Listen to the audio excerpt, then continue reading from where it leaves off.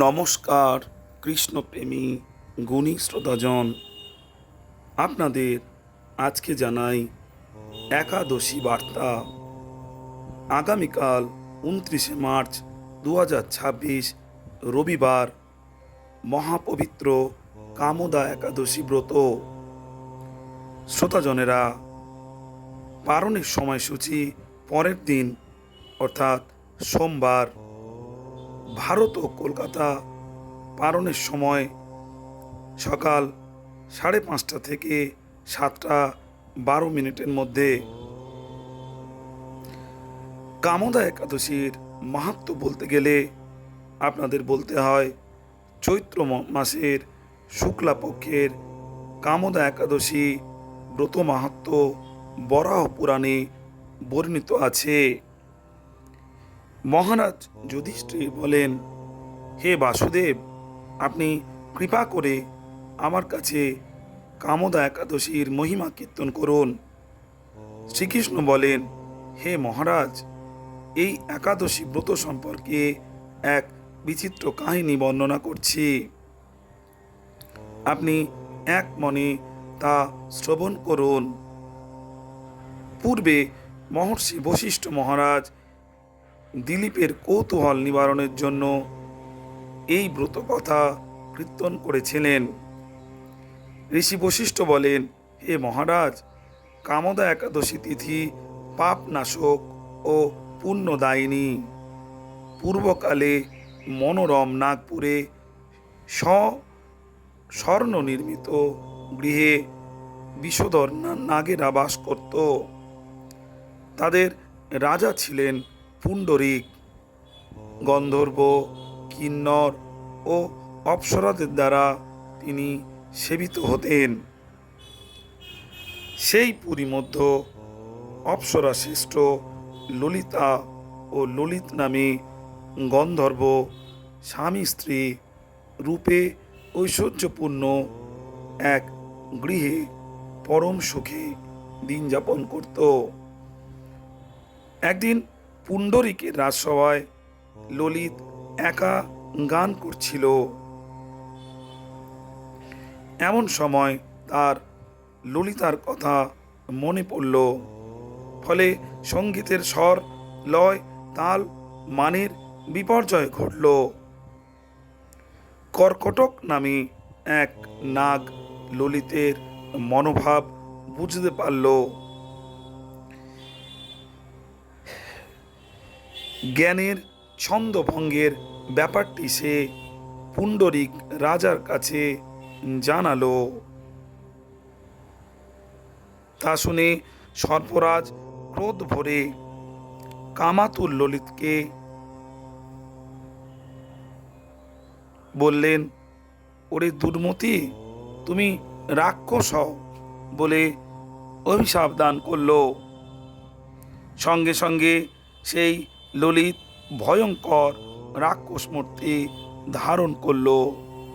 তার হাত 10 যোজন বিস্তৃত, মুখ পর্বত গুহা তুল্য, চোখ দুটি প্রজ্বলিত আগুনের মতো, ঊর্ধ্বে 8 যোজন বিস্তৃত প্রকাণ্ড এক শরীর সে লাভ করল।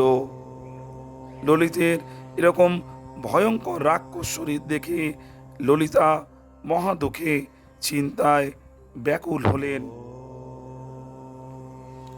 স্বেচ্ছাচারী রাক্ষস ললিত দুর্গম বনে ভ্রমণ করতে লাগল। ললিতা কিন্তু তার সঙ্গ ত্যাগ করল না। ললিত নির্দয়ভাবে মানুষ ভক্ষণ করত। এই পাপের ফলে তার মনে বিন্দুমাত্র শান্তি ছিল না। পতির সেই দুরবস্থা দেখে ব্যথিত চিত্তে রোদন করতে করতে ললিতা গভীর বনে প্রবেশ করল। একদিন ললিতা বিন্ধ্য পর্বতে উপস্থিত হল। সেখানে ঋষ্যশৃঙ্গ মুনির আশ্রম দর্শন করে মুনির কাছে হাজির হল। তার চরণে প্রণাম করে সেখানে দাঁড়িয়ে রইল। মুনিবর জিজ্ঞাসা করলেন, হে সুন্দরী, তুমি কে, কার কন্যা কি কারণেই বা এই গভীর বনে এসেছ, তা সত্য করে বলো। তদুত্তরে ললিতা বলল, হে প্রভু, আমি বীরধন্যা গন্ধর্বের কন্যা। আমার স্বামীর এই দুরবস্থা কিভাবে দূর হয় এমন কোনো উপায় জানবার জন্য এখানে এসেছি। তখন ঋষি বললেন, চৈত্র মাসের শুক্লা পক্ষের কামদা নামে যে একাদশী আছে, তুমি সেই ব্রত যথাবিধি পালন করো। এই ব্রতের পুণ্যফল তোমার স্বামীকে অর্পণ করলে তৎক্ষণাৎ তার সমস্ত পাপ বিনষ্ট হবে। ঋষি বশিষ্ঠ বললেন, হে মহারাজ দিলীপ, মুনির কথা শুনে ললিতা আনন্দ সহকারে কামদা একাদশী পালন করল। তারপর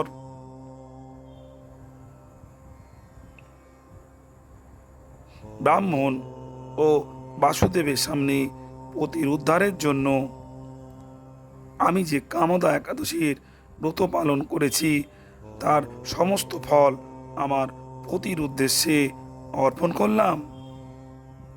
এই পুণ্যের প্রভাবে তার পিশাচত্ব দূর হোক।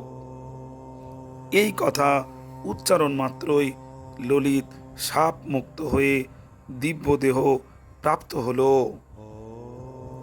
পুনরায় গন্ধর্ব দেহ লাভ করে ললিতার সাথে সে মিলিত হল। তারা বিমানে করে গন্ধর্বলোকে গমন করল। হে মহারাজ দিলীপ, এই ব্রত যত্ন সহকারে সকলেরই পালন করা কর্তব্য। এই ব্রত ব্রহ্মহত্যা, পাপ বিনাশক এবং পিশাচত্ব মোচনকারী। এই ব্রত কথা শ্রদ্ধাপূর্বক পাঠ ও শ্রবণে বাজপেয় যজ্ঞের ফল লাভ হয়।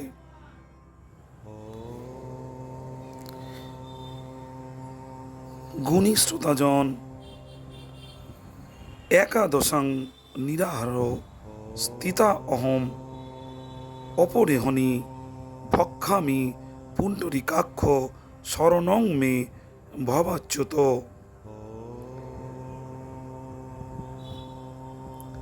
একাদশাং নিরাহার ব্রতে নানেন কেশব প্রসিদ সমকনাথ জ্ঞান দৃষ্টি প্রদভব। হরে কৃষ্ণ কৃষ্ণ কৃষ্ণ হরে হরে, হরে রাম রাম রাম হরে হরে। শ্রোতাজনেরা সকলে একাদশী ব্রত উপবাস পালন করুন ও অন্যকে পালন করতে উৎসাহ প্রদান করুন। এই কলিযুগ থেকে মুক্তি পাওয়ার এক এবং একমাত্র পথই হল কৃষ্ণ আরাধনা। কৃষ্ণ আরাধনার মধ্য দিয়ে আমরা সকল পাপ মুক্ত হয়ে এই পৃথিবী থেকে আমরা বৈকুণ্ঠ লোকে গমন করতে পারি। ভালো থাকবেন শ্রোতাজনেরা। নমস্কার।